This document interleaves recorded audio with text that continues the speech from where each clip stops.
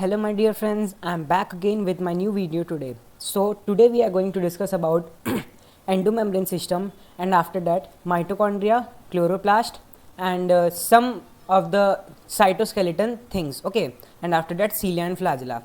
So let's start with the endomembrane system.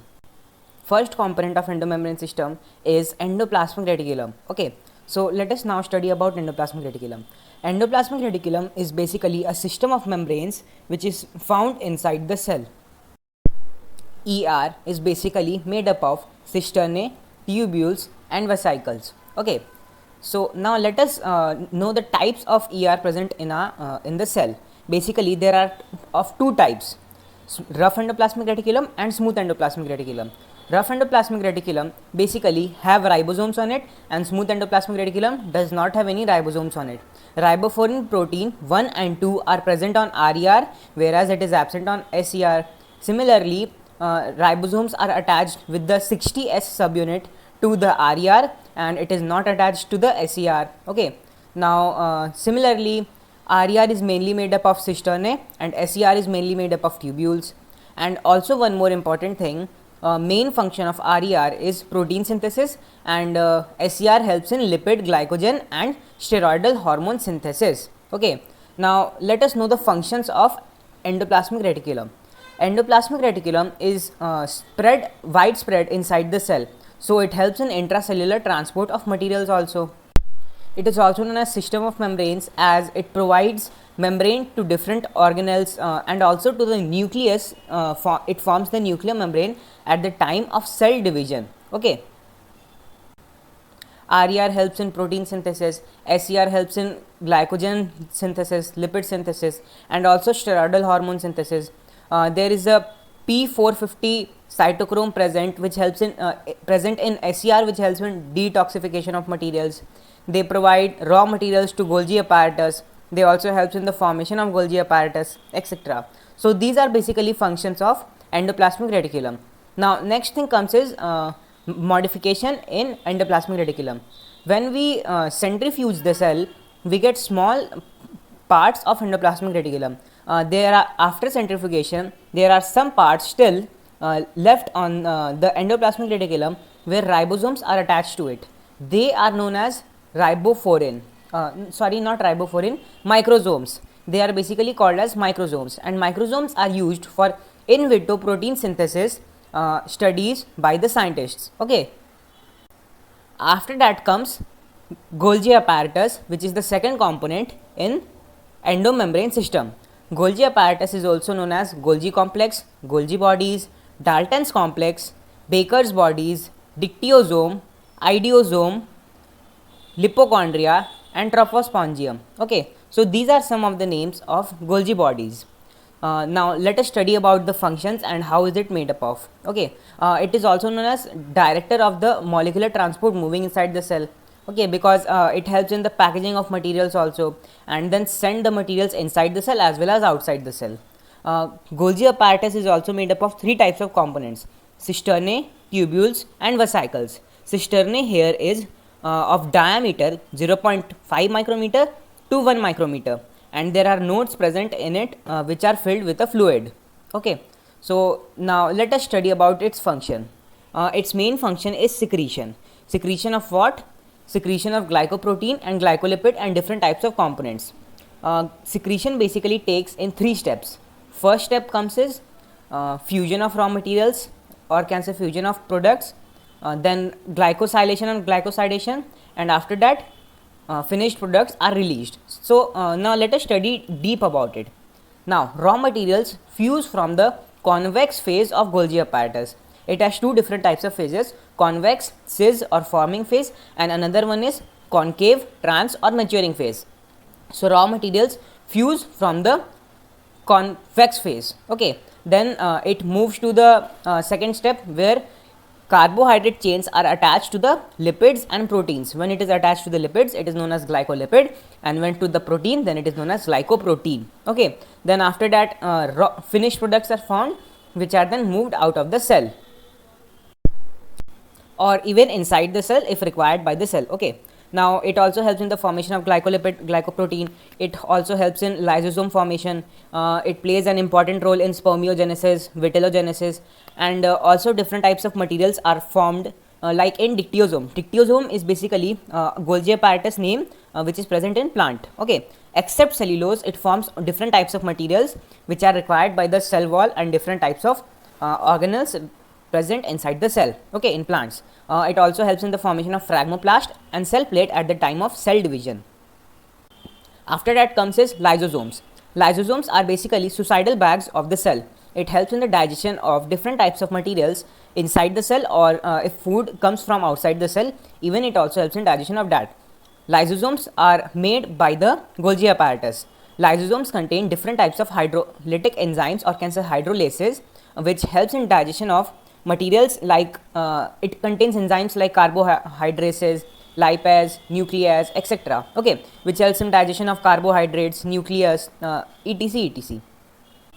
Now there are three types of it. Okay, first is primary lysosome, second is secondary lysosome, and third is tertiary lysosome.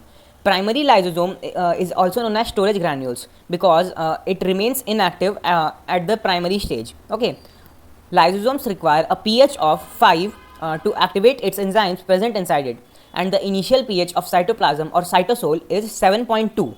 Okay, so for reducing the pH, H plus protein pump helps in reducing the pH and activating the enzymes present in the lysosomes.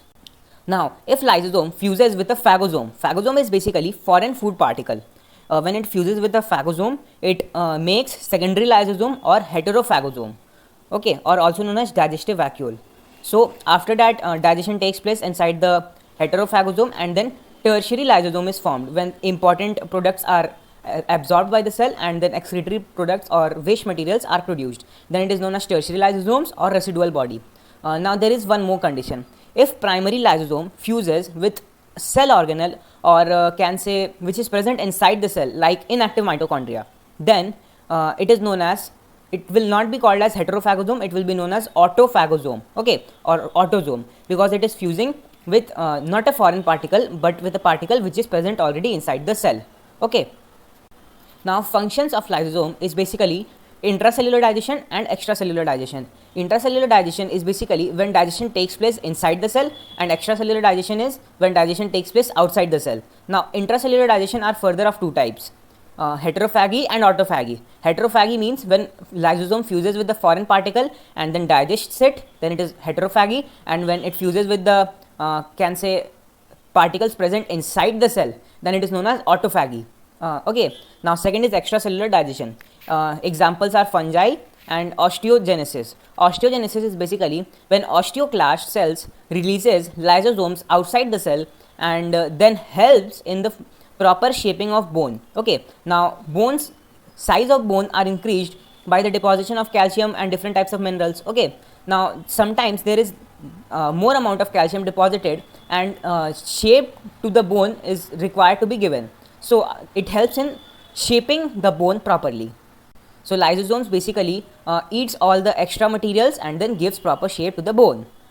Fourth component that comes in endomembrane system is vacuole. Before that, let me explain you one more thing. Cathepsin protein is present in tadpole, which helps to dissolve the tail of the tadpole at the time of metamorphosis of frog. Okay, see, when all the lysosomes are activated inside the cell to dissolve the cell, then it is known as autolysis. You can see this in the frog, or can say tadpole. Now let us talk about vacuole. Vacuole has one outer layer known as stonoplast, and then inside it there present is sap. Sap contains different types of materials like water, ions, salts, excretory materials, and water soluble pigments like anthochlore and anthocyanin. Okay, now there is a contractile vacuole present in, can say, amoeba, which helps in osmoregulation. Osmoregulation is maintaining water and salts level inside the body. Okay, this function is performed by kidney in humans. In contractile vacuole, it helps to maintain the water and salt level inside the organism. Okay, contractile vacuole only. Now after that we will talk about mitochondria. Mitochondria is also known as powerhouse of the cell, or it is also known as furnace of the cell, okay, and different types of things which are associated to energy. Now let us talk about its structure and its functions. Okay, it has two membranes, outer membrane and outer mitochondrial membrane and inner mitochondrial membrane. Okay, now between there is a space present outside and inside it. This space is known as outer aqueous membrane or perimitochondrial space, and inner aqueous membrane or matrix. Now these projections you are watching is basically cristae. Okay, cristae contains oxysomes, or oxysomes are also known as F0 F1 particle, elementary particle, or Fernandez-Moran particle. Okay, so and also ATPase. Now it helps in the formation of ATP. Okay, ADP and inorganic phosphate joins together to form ATP. This process is basically known as oxidative phosphorylation. Okay, now let us also know about the width diameter of mitochondria. It ranges from 0.2 micrometer to 1 micrometer, and average diameter of mitochondria is 0.5 micrometer, and length of mitochondria ranges from 1 to 4 micrometer. Now see, there are different types of functions going inside the mitochondria, like aerobic respiration, electron transfer system, etc. Now there is a Krebs cycle, or also known as TCA or citric acid, okay, cycle, which is going on inside the mitochondria. So all the enzymes required for the Krebs cycle are present inside the mitochondria only, inside the matrix of mitochondria. Okay, after that comes is electron transfer system or ETS system. It is also enzymes, or can say different types of components required for ETS are also present inside the inner aqueous membrane or matrix of mitochondria. Mitochondria is also known as semi-autonomous cell organelle, okay, because it is halfly dependent upon itself for different types of functions, as it contains its own DNA, RNA molecules and 70S ribosomes. So it has machinery for the synthesis of protein required for itself. Okay, so it can do half of its work on itself. So it is known as semi-autonomous cell organelle. Also, it lives in endosymbiotic relationship, because see, in earlier times before evolution, mitochondria was purple sulfur bacteria or rickettsia. This can be proved because it divides by binary fission. It has double stranded circular DNA, which is GC rich, and also it has 70S type of ribosomes. So these all things prove that before evolution it was another unicellular organisms, it can be said. Okay, so that is why after evolution it entered into a eukaryotic cell and started living endosymbiotically. Also, mitochondria can only be formed by binary fission. Okay, now after that next comes is plastids. Plastids are can be found in the plants and also in the euglenoids. Euglenoids are basically euglena-like organisms. Plastids are classified in three types: chromoplasts, chloroplasts and leucoplasts.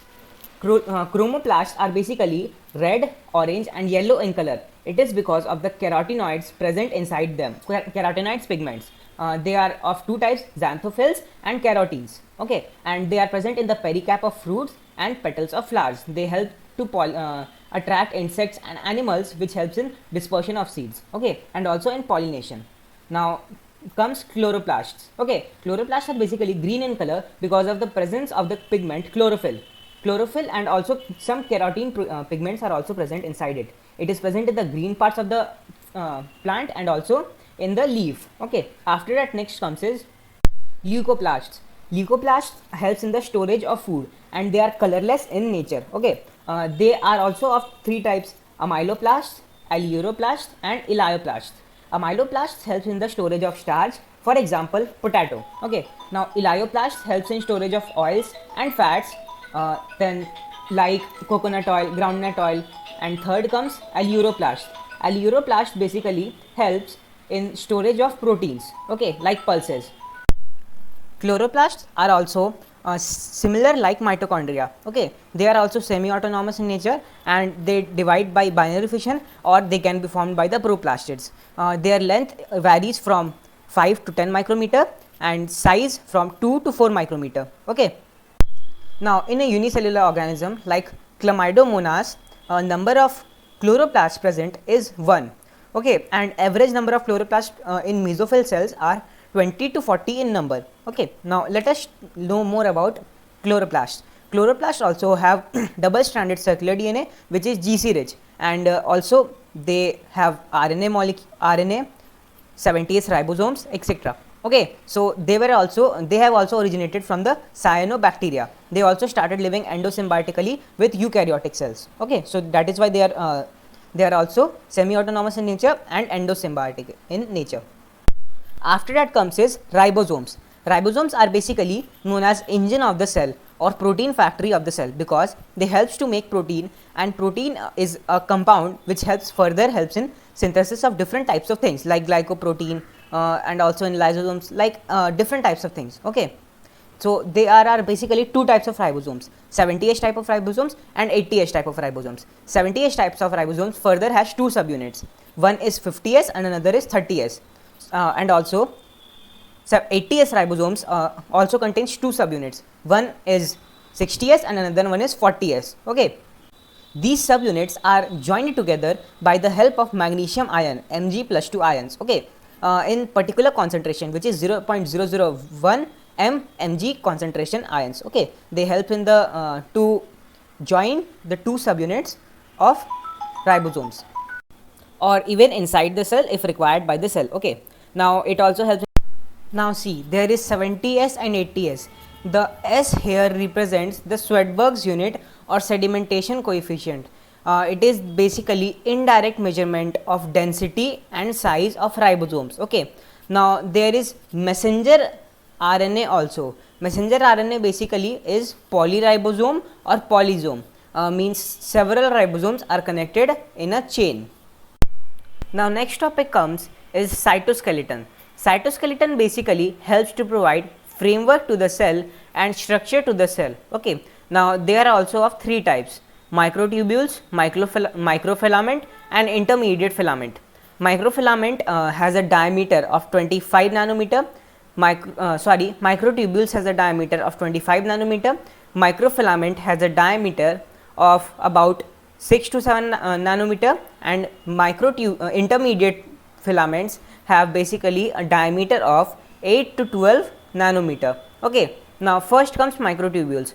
Microtubules are present centrioles. Okay, it is present in centrioles. It is made up of tubulin protein. Okay, it is also present in the spindle fibers, and in the trans phase of Golgi complex, and also in the cilia and flagella, which shows 9+2 arrangement. Then after that comes is microfilament. Microfilament are made up of actin protein. They have a diameter of 6 to 7 nanometer. They are basically present in muscles and helps in contraction of muscles. Then third comes intermediate filament. Intermediate filament has a diameter of 8 to 12 nanometer, and also they are present, they form a basket like structure around the nucleus. Now next topic comes is cilia and flagella. Cilia and flagella are basically different types of things. Let us know about them in detail and know about the differences between them. Cilia are basically more in number and shorter in size, whereas flagella are less in number and longer in size. Cilia shows oar-like movement and flagella shows independent movement, or also known as pendular movement. Cilia shows coordinated movement. Okay, now one more difference comes is cilia helps in locomotion as well as sensation and feeling, whereas flagella only helps in locomotion. Okay, so we will discuss about them in detail in the coming videos. So that's all for today. Thank you.